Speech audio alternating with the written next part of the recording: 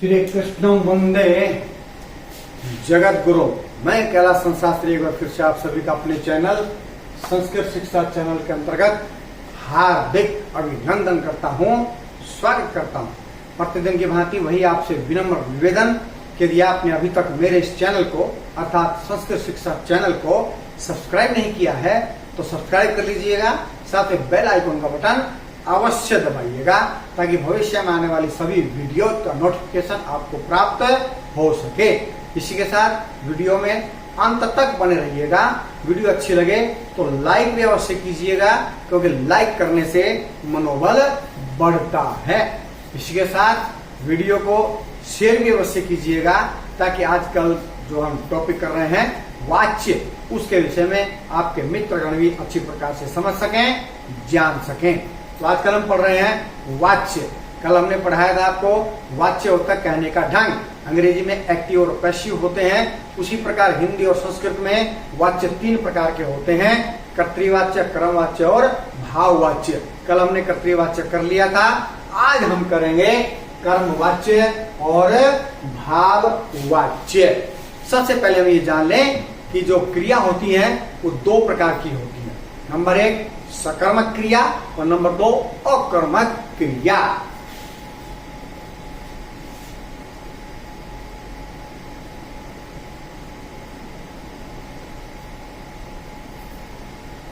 सकर्मक क्रिया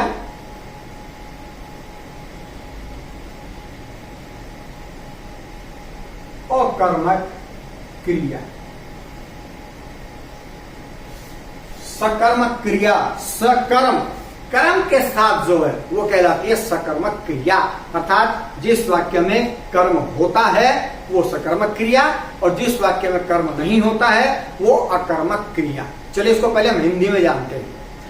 राम पढ़ता है, राम पढ़ता है, राम है कर्ता, पढ़ता है क्रिया, इसमें कर्म नहीं है। इसका मतलब कौन सी क्रिया? ये अकर्मक क्रिया जिसमें कर्म नहीं है। राम पढ़ता है, प्रश्न किया भाई क्या पढ़ता है, अगर उत्तर मिल गया तो सकर्मक क्रिया, अगर उत्तर नहीं मिला तो अकर्मक क्रिया। अब इसी को देखिए दूसरे वाक्य के माध्यम से। राम पुस्तक पढ़ता है, राम क्या पढ़ता है? पुस्तक। तो पुस्तक क्या है? कर्म है। ठीक है, तो जिस वाक्य में कर्म है वो सकर्मक क्रिया और जिस वाक्य में कर्म नहीं है वो अकर्मक क्रिया। तो चलिए वाक्य यही लिखते हैं। राम है पुस्तकाम पठती। ये कौन सी क्रिया है जी? सकर्म क्रिया। सिर्फ पुस्तक क्या है? कर्म है। और यही अकर्म क्रिया कब हो जाती है? जब लिखा जाए राम है पठती, राम पढ़ता है। क्या पढ़ता है? पता नहीं है। तो इसका मतलब ये कौन सी क्रिया है? कर्म रहित। इसी को कहते हैं अकर्मक क्रिया, जिसका कर्म नहीं है। तो ये बताने का क्या मेरा औचित्य है? सकर्मक क्रिया, सकर्मक क्रिया के लिए वाच्य कौन से होते हैं? कर्तृवाच्य,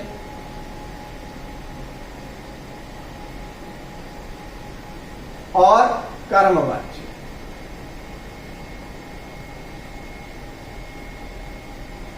ये दोनों किसके बनते हैं?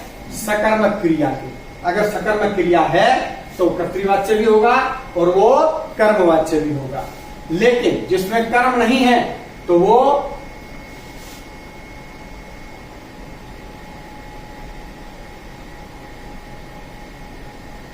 कर्तृवाच्य में होगा और दूसरा किसमें होगा? भाववाच्य में।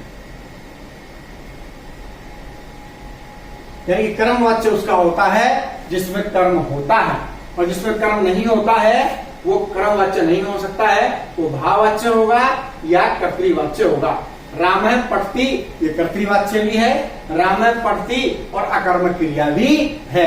तो आप मान लें कि जो वाच्य हैं वो कुल तीन होते हैं, लेकिन कर्तृवाच्य और कर्मवाच्य सकर्मक क्रिया के होते हैं। इसके विपरीत जो अकर्मक क्रिया है वो भाववाच्य का तो होगा ही होगा, कर्तृवाच्य का भी अकर्मक क्रिया होती है। कि कर्तृवाच्य में कर्ता और क्रिया सेम होने चाहिए, तो यहाँ पे कर्ता और क्रिया सेम है, प्रथम पुरुष एक वचन, ये भी प्रथम पुरुष एक वचन, ये प्रथमा विभक्ति यानी एक वचन में, ये भी एक वचन में, तो ये कर्तृवाच्य भी है और इसी का भाववाच्य बनेगा। और जहां पर कर्म है उसी का कर्मवाच्य बनेगा, ये भी ध्यान रखिएगा। तो अब सीधे सीधे चलते हैं किस पर, कर्मवाच्य पर।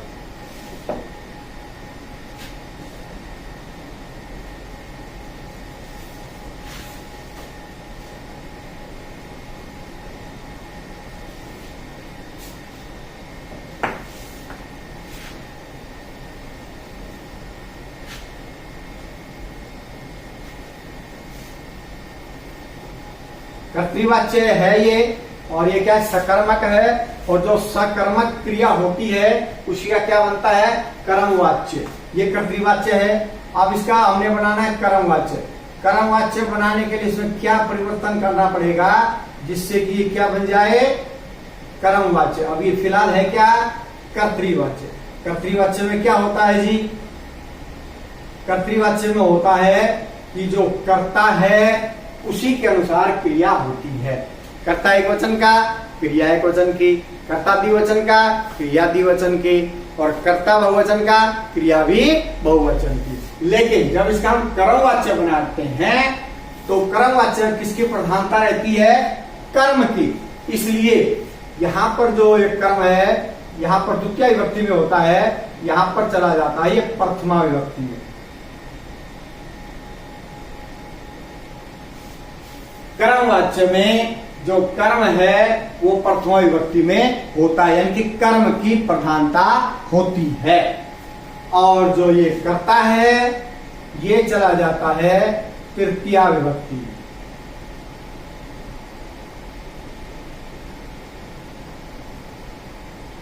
इसी के साथ ध्यान क्या रखना हमने, कर्म यदि यहाँ एक वचन में है तो प्रथमा में जाए, ये द्वितीय विभक्ति में है, जब प्रथमा विभक्ति में जाएगा तो एक वचन में रहेगा। यहाँ द्विवचन में है तो यहाँ भी द्विवचन में रहेगा, यहाँ बहुवचन में है तो यहाँ भी बहुवचन में रहेगा। उसके बाद ये जो कर्ता है ये तृतीय विभक्ति में जाएगा। अगर ये एक वचन में है प्रथमा में तो तृतीया में भी एक वचन में रहेगा, प्रथमा में द्विवचन में है तो तृतीया में भी द्विवचन में रहेगा, अगर प्रथम बहुवचन में है तो तृतीया में भी बहुवचन में रहेगा। अब बात आती है इस क्रिया की। कर्मवाच्य में क्रिया का एक नियम है। क्रिया कैसे बनती है, क्रिया बनाने का भी एक नियम है। क्या नियम है जी, मूल धातु प्लस य प्लस आत्मनेपदी धातुओं के अनुसार, यहाँ पर ती है तो मैंने ते लिखा है एक वचन। जैसे पट्टी पठते पठंती बनता है तो आत्मनेपदी धातुओं के रूप बनाए तो कैसे बनते हैं, सेवते सेवेते सेवंते। पहले हम एक वचन का रूप बनाते हैं। मूल धातु क्या है जी, पठ, ये पठ। उसके बाद क्या लिखना है जी, य। उसके बाद एक वचन के लिए क्या बनाना है, ते, तो बन गया पठ्यते। इसी को अगर द्विवचन में बनाना है कर्म के अनुसार, कर्म अगर द्विवचन में है, प्रथमा विभक्ति के द्विवचन में चला गया तो क्रिया भी द्विवचन की आएगी, और कर्म यदि बहुवचन में है तो क्रिया भी बहुवचन की आएगी। पठ्यते ये क्या एक वचन में, द्विवचन में क्या बनेगा, पठ्येते, और बहुवचन में क्या बनेगा, पठ्यन्ते। पठ्यते पठ्येते पठ्यन्ते पठ्यसे पठ्येते पठ्यद्वे पठ्ये पठ्यावहे पठ्यामहे।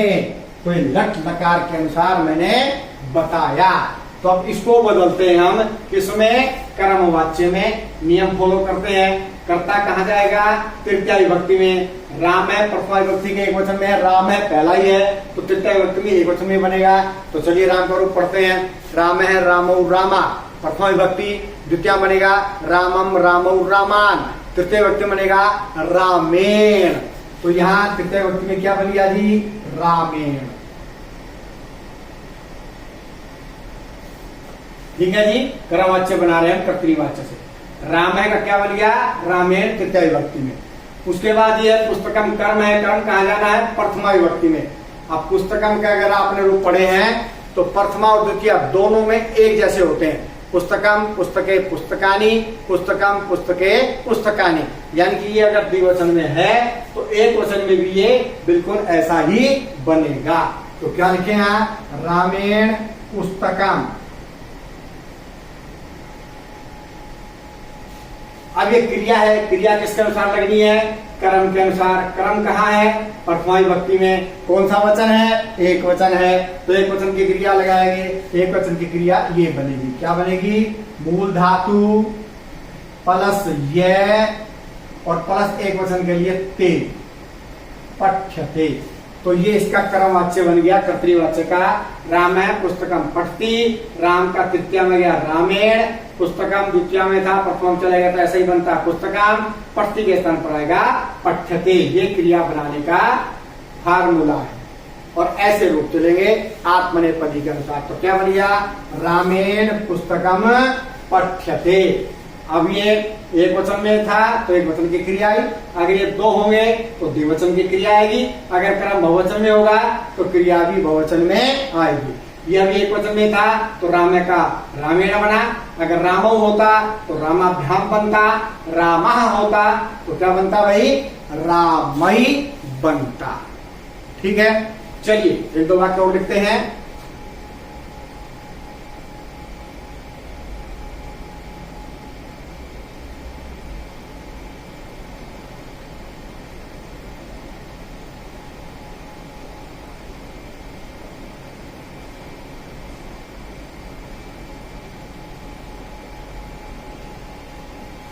ये हमने बहुवचन का वाक्य लिखा कर्तृवाच्य में, इसको बदलना है अब कर्मवाच्य में। इस कर्मवाच्य में, कर्मवाच्य में बदलने के लिए क्या करना पड़ेगा, कर्ता को कहा ले जाना, तृतीया विभक्ति में। कर्ता कौन है इसमें, छात्रा। छात्रा कहाँ जाएगा, तृतीया विभक्ति में। अब ये छात्रा जो है बहुवचन का रूप है, छात्र है, छात्रौ छात्रा, तो तृतीया में भी बहुवचन में जाएगा। तृतीया में क्या बनेगा, छात्रे, छात्राभ्याम, छात्रै। तो छात्रा के स्थान पर क्या जाएगा जी, छात्रई। ठीक है, पुस्तकानि, पुस्तकम पुस्तके पुस्तकानि बहुवचन है, प्रथमा विभक्ति का बहुवचन, और द्वितीय विभक्ति का बहुवचन में बनता है पुस्तकम पुस्तके पुस्तकानि। और यहाँ पर जो है ये कौन से वचन का है, द्वितीय विभक्ति का बहुवचन है, इसको ले जाना है प्रथमा विभक्ति में। कर्मवाच्य में कहा जाएगा ये, प्रथमा विभक्ति में। ठीक है, तो प्रथमा विभक्ति में ही क्या बनेगा, पुस्तकानि ही बनेगा, क्योंकि प्रथमा द्वितीय में पुस्तक के रूप एक समान होते हैं। द्वितीय का बहुवचन पुस्तकानि है, वो प्रथमा में भी जाएगा तो पुस्तकानि ही रहेगा। तो छात्रैः पुस्तकानि।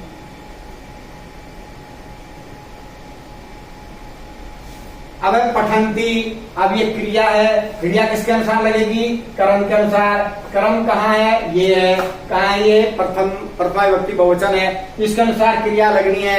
ये कौन सा वचन है, बहुवचन है, तो क्रिया भी कौन से वचन की लगेगी, बहुवचन की लगेगी। तो क्या बनेगा, पठंती के स्थान पर है पठ्यन्ते, ये बहुवचन है। ठीक है, पठ्यते, पठ्येते, पठ्यन्ते। तो छात्रैः पुस्तकानि पठ्यन्ते।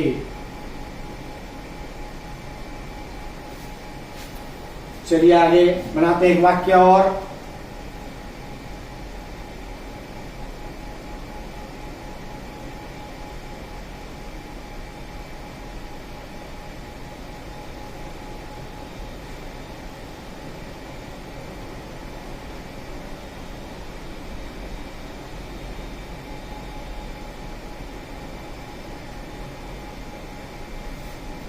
वाक्य लिखा जी, बालकः ग्रामम गच्छन्ति।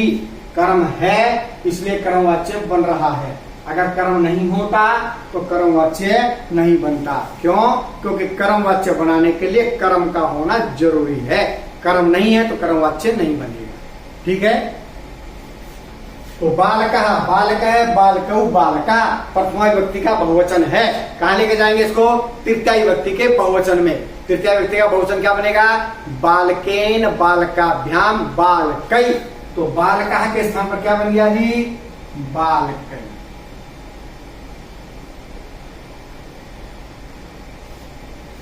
ये तृतीया विभक्ति, यहाँ ये बहुवचन है तो तृतीया विभक्ति के बहुवचन में बना बालकै। ग्रामम, अब ग्रामम है कर्म, यह है द्वितीय विभक्ति में, जाएगा कहाँ ये? प्रथमा विभक्ति में। तो ग्रामम का प्रथमा विभक्ति में क्या बनेगा? राम है, रामौ रामा, रामम रामौ रामान। रामम का उल्टा अगर प्रथम बनाना तो क्या बनेगा? राम है। तो ग्रामम का क्या बनेगा? ग्राम है।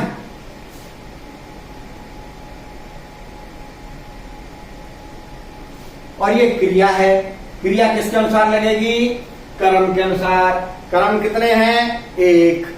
तो क्रिया भी कौन से वचन में लगेगी? एक वचन में ही लगेगी, क्योंकि कर्म एक वचन में है तो क्रिया भी एक वचन की। अब गच्छन्ति, ये क्या लेना है? मूल धातु। मूल धातु गच्छन्ति में क्या है? गम। गम के बाद क्या जोड़ेंगे? यह। और एक वचन के लिए क्या लगाएंगे? ते। अब इसको जोड़ दीजिए, क्या बन जाएगा? गम्यते। मैं तो आधा ही है ना, जोड़ दो, गम्यते। तो बालका ग्रामम गच्छन्ति, बालकई ग्राम है गम्यते। तो ये है कर्मवाच्य। ध्यान देने की आवश्यकता है, ज्यादा कठिन नहीं है। ठीक है जी। तो इसके बाद ये जान लेने के पश्चात अब अगर हम इसको तीसरा जो वाच्य हमारा कौन सा है? भाववाच्य। अब भाववाच्य किसका होगा? जहां पर कर्म नहीं है उसी का बनेगा भाववाच्य। जहां कर्म नहीं है वो होगा भाववाच्य। और भाववाच्य का नियम क्या है? जो कर्ता है वो जाएगा तृतीया विभक्ति में, लेकिन जो क्रिया है ये हमेशा प्रथम पुरुष एक वचन की रहेगी। कर्म वाच्य में क्रिया लगती है कर्म के अनुसार। कर्म अगर एक है तो एक वचन की क्रिया, कर्म दो है तो द्विवचन की क्रिया, कर्म बहुवचन है तो बहुवचन की क्रिया। लेकिन भाववाच्य में कर्ता जाएगा तृतीया में, एक वचन का तो एक वचन में जाएगा, दो है तो द्विवचन में जाएगा, कर्ता बहुवचन में तो बहुवचन में जाएगा, लेकिन क्रिया हमेशा एक वचन की रहेगी। इसलिए राम है पठती, इसका यदि भाववाच्य में हम बनाए रूप तो क्या बनेगा? रामे का बन जाएगा रामेण। ठीक है जी। और पठती का क्या बन जाएगा? पठ्यते। यह है इसका भाववाच्य। कर्म जहां पर नहीं है वो भाववाच्य होगा, क्रिया हमेशा एक वचन की होगी, कर्ता चला जाएगा तृतीया विभक्ति में। छात्रा पठन्ति, इसका बनाएंगे क्योंकि कर्म तो होगा ही, भाववाच्य दूसरे को बनेगा ना। तो ये पुस्तकालय छात्रा पठन्ति, इसका भाववाच्य बनाएंगे तो छात्रा का क्या बनेगा? यही बनेगा छात्रई। ठीक है। और क्रिया पठन्ते नहीं बनेगी, क्या बनेगी? पठन्ति की एक वचन में ही बनेगी, यानी कि पठ्यते।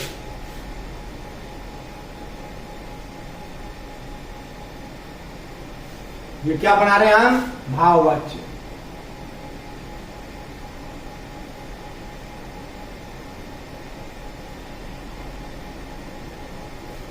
भाववाच्य। बालका ग्रामम गच्छन्ति, ग्रामम नहीं है, बालका गच्छन्ति का बनेगा भाववाच्य। कर्म है तो बनेगा कर्मवाच्य, अगर ये कर्म नहीं है तो बनेगा भाववाच्य। इसका बनाते हैं बालका गच्छन्ति, ये है वाक्य। तो बालका का क्या बन जाएगा? ये बन जाएगा बालकई।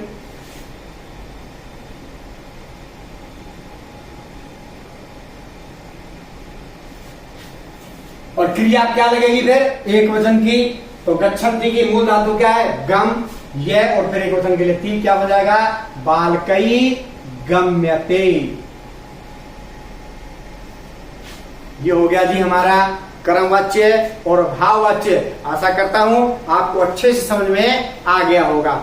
यहां पर मैंने अपनी तरफ से 12 नवंबर 2024 से लेकर के आज 28 जुलाई 2025 तक लगभग छठी से 12वीं कक्षा तक की जो व्याकरण लगती है वो सारी व्याकरण मैंने पढ़ा दी है। पीछे से आप सारे देखते रहिएगा। इसके अतिरिक्त मैं शॉर्ट वीडियो और प्रातः प्रतिदिन 10 से 10:30 लाइव क्लास ले रहा हूं, उसमें व्याकरण अभी पढ़ाता आ रहा हूं। जो लॉन्ग वीडियो देख रहे हैं वो लॉन्ग वीडियो देखते रहें। शॉर्ट वीडियो में आपको अन्य जानकारी मिलेगी व्याकरण की, और जो लाइव क्लास पढ़ा रहा हूं उसमें अलग जानकारी मिलेगी। आप तीनों से जुड़िए। और कल से मैं पढ़ाऊंगा रुचिरा भाग 1 की पुस्तक। आप बने रहिए संस्कृत शिक्षा चैनल के साथ। लाइक, शेयर और सब्सक्राइब अवश्य कीजिएगा। जय भारत, जय भारती।